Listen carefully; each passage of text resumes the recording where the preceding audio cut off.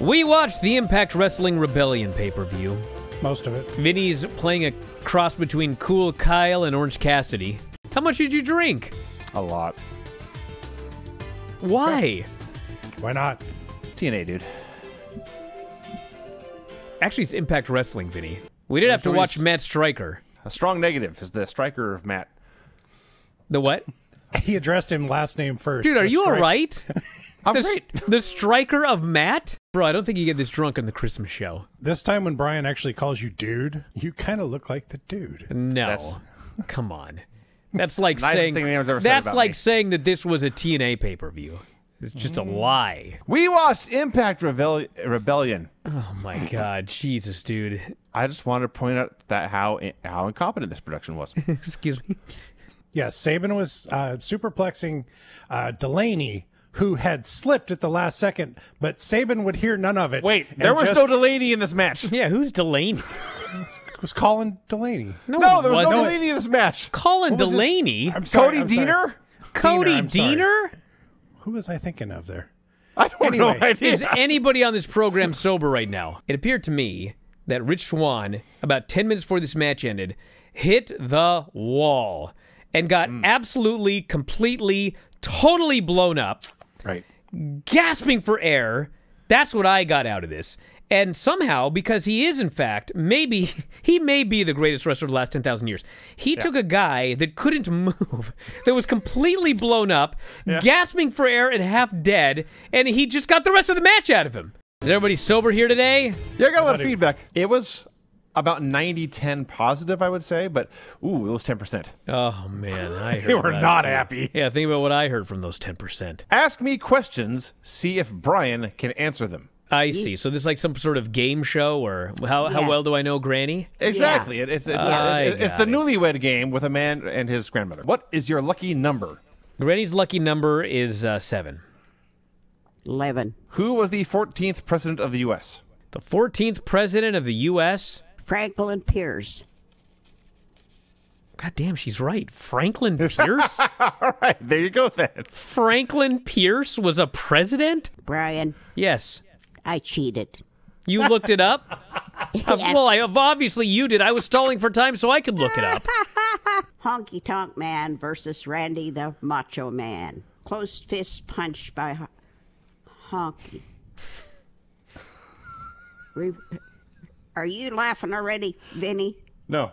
I didn't find out who Sean's partner was versus the Brain Busters. Oh. Definitely Marty Jannetty. Yeah, this is a good match. Sean and his partner wore passionate pink colors. Such a mess. I don't know who won.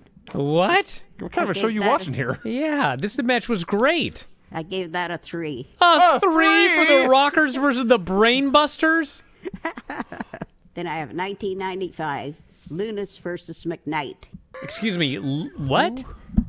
Loomis versus McKnight.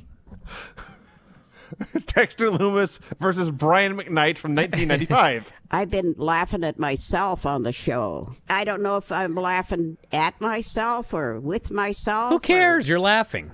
Yes. Well, it's what difference does it make? Well, it makes me feel kind of stupid.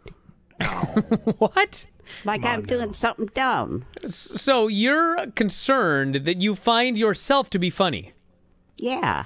Vince pretends to get a phone call from Roddy Piper. And he's talking to Roddy, insinuating that he is in hell. Yeah. Yes. And he's insinuating that Roddy has asked him, are you on your way? And he says, not yet. Yes, he's saving a spot for Vince. He's saving a spot. And then Vince hangs up the phone and says, well, Roddy's not actually in hell. He's in heaven. And then we just move on with the show. I was like, what in the fuck was that? Biden's speech, like it destroyed everything.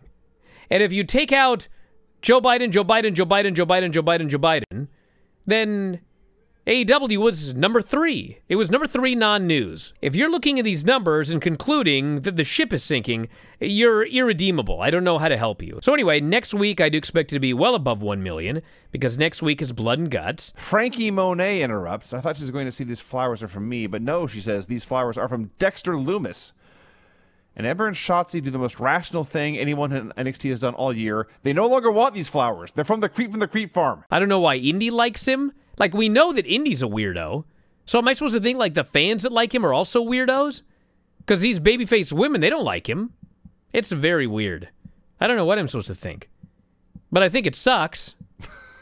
I don't think they want you to think that. No. You're on the USA Network, a national cable network, and you are referencing an NXT UK TakeOver Cardiff incident? Who in the fuck had any idea what this guy was talking about? They're watching this show and this toothless guy is singing some fucking song and they're throwing shoes at the other guys. Every segment that anybody in the way is involved in is just got to be all comedy. I'm sick of it. And it's never funny. That's a nice watch. But it's not, and he holds up a much bigger, shinier, blingier watch. $1 million watch. And Grimes turns, and it's Ted DiBiase. And he does the Ted DiBiase cackle. And he storms out, and Cameron Grimes is outraged. Ted DiBiase has stolen his thunder once again. This show was very hit and miss for me.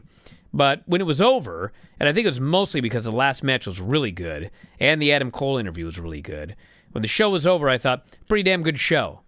As I break it down, wasn't quite as good as I remembered. Cage hit an F5, caught him hit an F5, hits a power bomb, then a buckle bomb, and then the drill claw, and pins him. They were not messing around. This was Brian Cage's night. But it's a very, very nice, very, very fancy limousine. But the Bucks are in there, and the Good Brothers, and Omega, and Callis, and they're just squeezed. Squeezed very, very tight into this little limousine. I couldn't figure out what in the fuck Nick was wearing on his head. Yeah. And it's like, what was that? When they show me the rankings, and Daniels and Kazarian have been the #1 contenders for 2 fucking months, and all I ever do is see them sitting in the crowd, and then the first time they come out and explain to the #1 contenders, when they get signed to a match for the #1 contendership later in the same show, I cannot wrap my head around this. Now I am lost. You are lost. You're frozen on the screen. So you're also frozen. Should I reconnect the video there? I'm pretty sure you got an issue on your end. Reconnect that video there. Orange is able to overpower Penta and resist having his arm broken by his burning desire to stick his hand back into his pocket.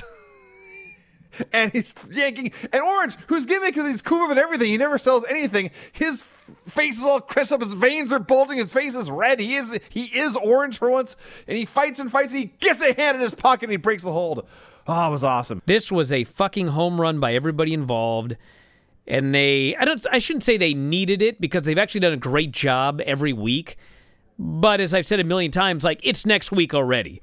So we needed a home run promo on this show. There's an edit in the middle of this brawl. Like, Cody and QT are trading punches, and we cut to a crowd shot, and we come back and now they're just on top of the bus. It must have taken a while to get on that damn bus. You know, figure 4 hurts, brother, but when you're on a bus... The hardest part of the bus. Oh. May 12th on Dynamite, 2 weeks after the show, Jon Moxley defends the IWGP US title against Yuji Nagata. That's going to be awesome. Had some people saying, I can't believe this was the main event, and, you know, Darby Allin versus 10? It's like, you need to look at these ratings. This Darby Allin is a ratings mover. Well, listen, AEW is a way better show this week. I'm voting for that. I think it's abundantly clear that AEW is the superior show. And next week, they are having a bunch of matches plus blood and guts, and so I would expect 1 point something million viewers for this AEW show next week, but we shall see.